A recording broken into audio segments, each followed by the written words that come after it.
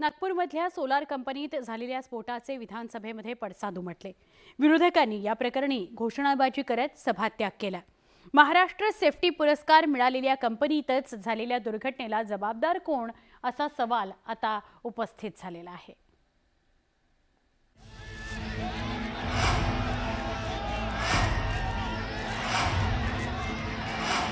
Solar कंपनीत रविवारी झालेल्या भीषण स्फोटावरून विरोधी पक्षांनी विधानसभेत प्रश्न उपस्थित केले।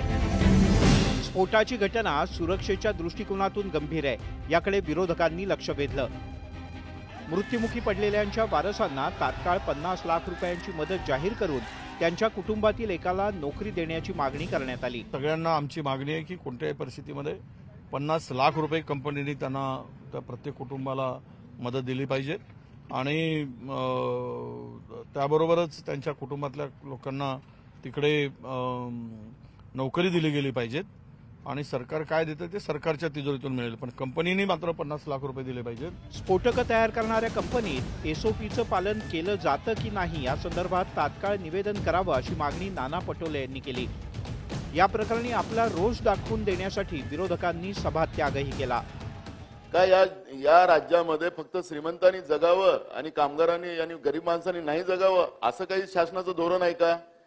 आम्ही त्यावेळेसही तुम्हाला प्रश्न विचारला होता अध्यक्ष, तुम्हाला म्हणजे तुमच्या माध्यमातून सरकारला अध्यक्ष महाराज, की जो कामगार कायदा आपल्या राज्यातला आहे कामगारांच्या हिताचाच नाहीये। तुम्ही मला मागच्याच आठवड्यामध्ये मी 2 घटनेचा उल्लेख केला होता, तुम्ही निवेदन द्यायला सांगितलं होतं, सरकारने अजून दिलं नाही अध्यक्ष महाराज।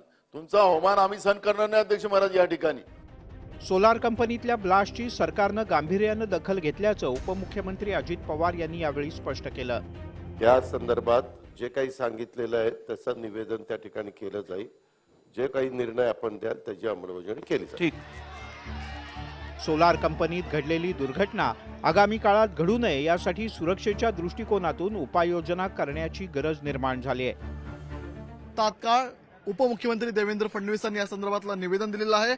कंपनी प्रत्येक कुटुंबियांना 20 लाख रुपयांची मदत देईल, त्याचप्रमाणे राज्य सरकार मुख्यमंत्री सहायता कक्षातून 5 लाख रुपयांची मदत देईल आणि फॉरेन्सिक रिपोर्ट आल्यानंतर जे संबंधित दोषी आढळतील त्यांच्यावरती कारवाई देखील केली जाईल असं उपमुख्यमंत्री देवेंद्र फडणवीसांनी विधानसभेत म्हटलेलं आहे। व्हिडिओ जर्नलिस्ट हर्षद सह मी तुषार रुपनवर, न्यूज 18 लोकमत, नागपूर।